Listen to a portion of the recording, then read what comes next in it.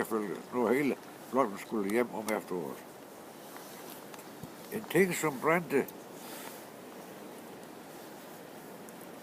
ting, som brænder til opvarmningen, vi også et stort arbejde. Vi har selv 15 land skov, hvor vi arbejder mindst 14 dage hver vinter med fældning af træer, som blev fuldt brændt. Jeg så papir.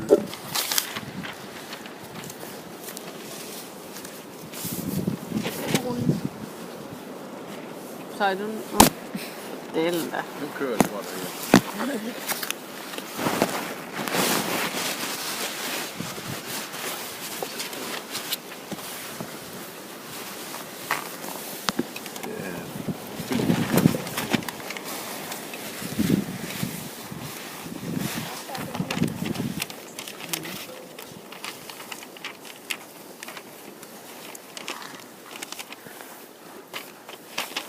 Er vi klar igen? Ja. Nå. Så blev brugt til brænde og tømmer. Det, som ikke kunne bruges til gavntræ, som vi kaldte det, blev savet og kløvet til brænde. Vi har også selv 2 tønder af en mose, hvor vi hver sommer lavede tørv til eget forbrug.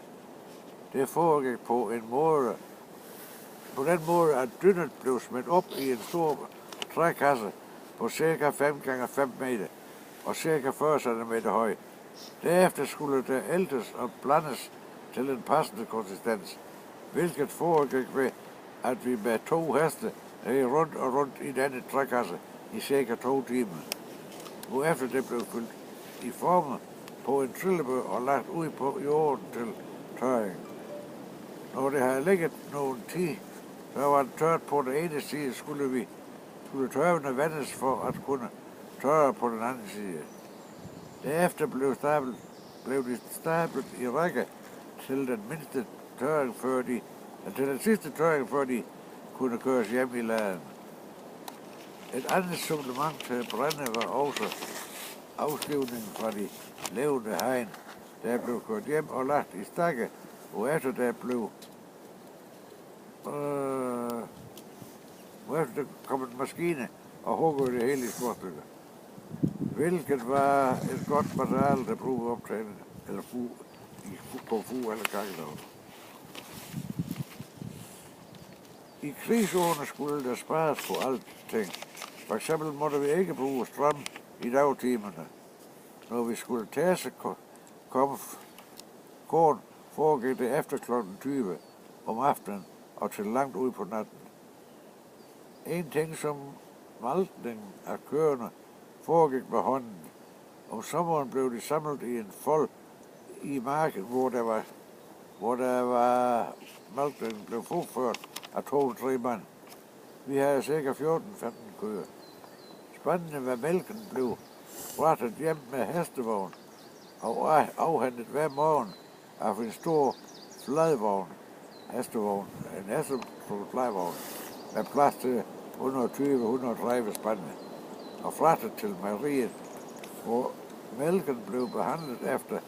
Behandlingen blev det overskydende mælk leveret retur til foderforbrug. Vi fik blandt andet en hel spand gernemælk retur hver dag. Det var yndet at hælde det et slat op i spandelån og drikke. Ja. I mine drenge og ungdomsår havde vi mange strenge vintre med masser af sne og is. Turen til skolen foregik mange gange på ski, da vejene ofte var lukket af sne. Jeg husker en gang, at det blev en voldsom snestorm med midt på dagen, så læreren tog ikke sende os hjem fra skole. Det var næsten umuligt at orientere sig, men på et tidspunkt kom far ridende på en hest og hentede mig. Snerydningen var delvis privat opgave.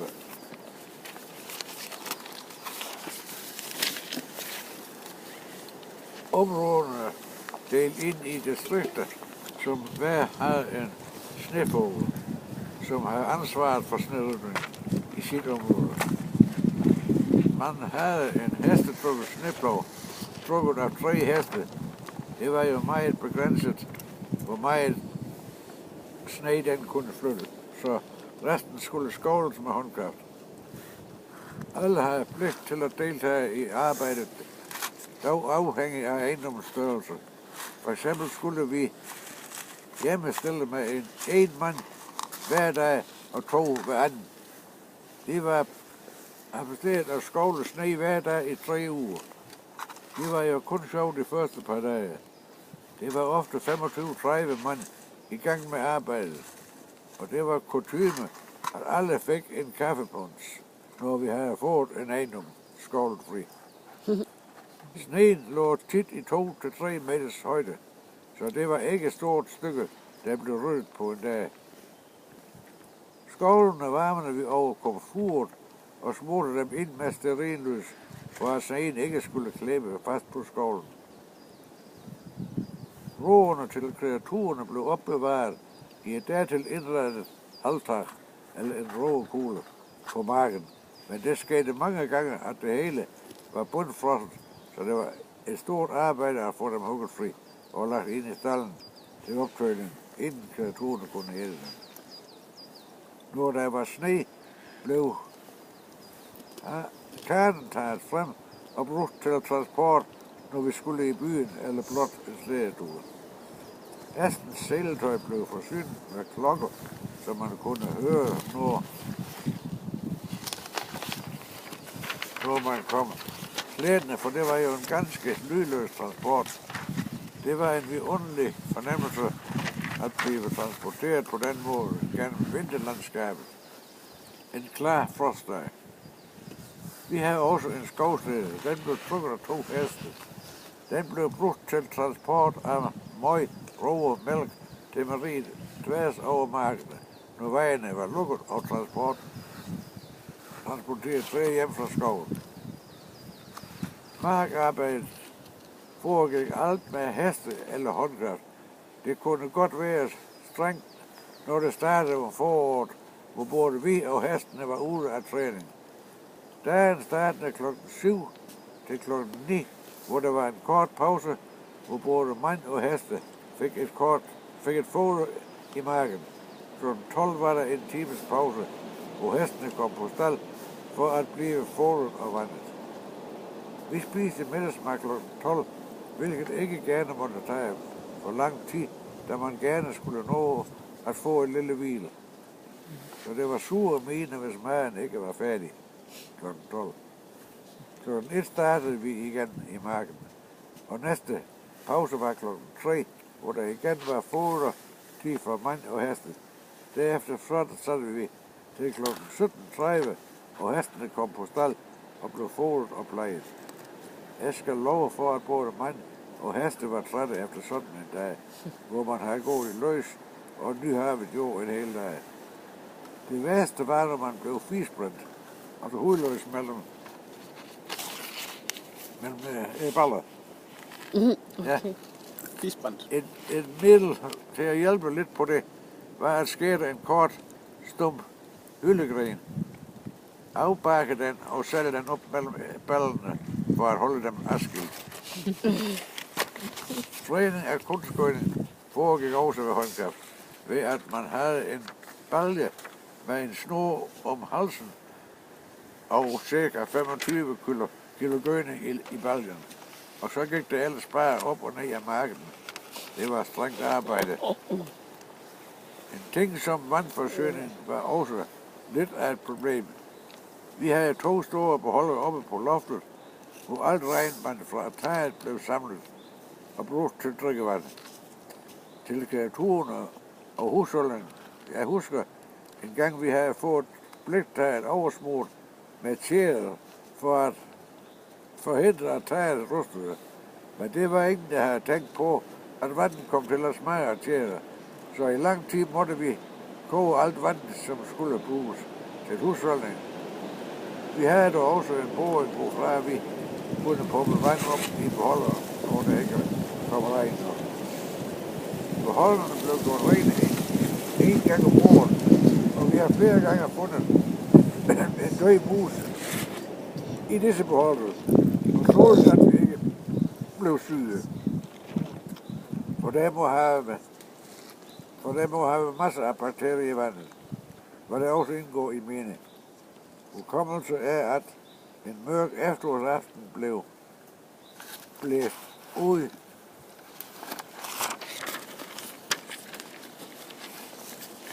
ud til brand, hvilket foregik ved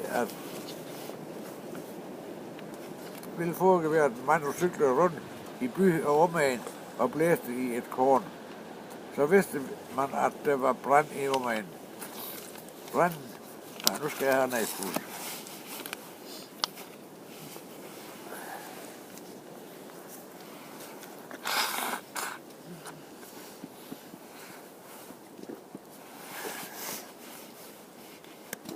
Det regner vand. Ja, det er fint. For det er ret ved et. Ja. Hvor kommer det nu? Ja, så vidste man, at der var brand i omegnen. Branden viste sig at være på en mindre landejendom over ved Melskov, og vi kunne tydeligt se ildskæret på den mørke aftenhimmel. Så far og tjenestekarlen skyndte sig tværs over markerne for at hjælpe til med brandslukningen. De nåede at redde dyrene og de fleste af møblerne. Men bygningerne nedbrændte med undtagelse af et halvtag og et hønsehus, hvor i familien boede, mens ejendommen blev genopbygget. Tidligt næste morgen fik jeg dog lov til at gå med far over for at se på skaderne efter branden, og slukningsarbejdet var endnu ikke tilendebragt. Det eneste slukningsmateriale, man havde, var en håndpumpe, som kunne betjenes af 8 mand, som stod og pumpede med håndkraft, men det gav ikke meget vand i forhold til nutidens slukningsmateriale. En anden ting, jeg husker, var på en lille landbrugsejendom på Tørs på Vestermarken, ved siden af vores skov. Der havde man ingen elektricitet, så man havde et såkaldt hestegang, hvilket var en træbom på ca. 5 meters længde, hvor der under den ene ende var monteret et tandhjul af træ, som så gik i indgreb med et andet tandhjul monteret på en aksel, som derved drejede rundt på enden af aksel.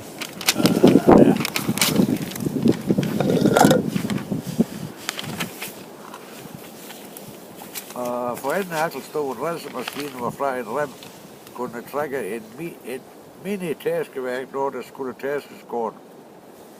Drivkraften til dette stormpægeværk var 2 heste, som spændtes for enden af den lange trækbom, og så gik det ellers bare det rundt og rundt.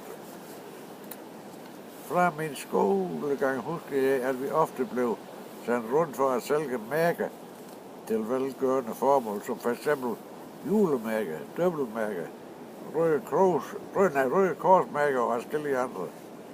Vi gik altid 2 og 2, og alle husstande i hele skoledistriktet skulle besøges. Det foregik altid til fods, så det kunne vi sagtens få en formiddag til at gå med det. Men det lærte vi jo ikke noget med. I det hele taget havde vi et lidt andet syn på skolegangen dengang. Det var bare noget, som skulle overstås, så vi kunne blive konfirmeret. Det var kun ganske få, som fortsatte skolegangen efter konfirmationen. Jeg husker kun 2 drenge. Resten kom ud at tjene hos bøndene, og nogle fik en læreplads. En yndet sport for os drenge var at fange hundestejler i en bæk tæt ved skolen, hvilket foregik efter skoletid. Det skete nogle gange, at vi glemte på et 10-årssted, så jeg ikke var hjemme før ved 7-tiden. Men det skete 3 gange, og gav det en ordentlig endefuld, så efter den tid kunne jeg godt finde hjem. Til tiden, ja. Et andet fritidsbeskæftigelse var at skyde gråsbåge med luftbøsser, der var stråtaget på indhuset, hvilket var et yndet tilholdssted for gråsbågen, som det var i hundredvis af. De lavede huller i stråtaget, så det var bare med at skyde så mange som muligt. Vi gik og lyste op i hullene, når det var blevet mørkt, og så der så en i hullet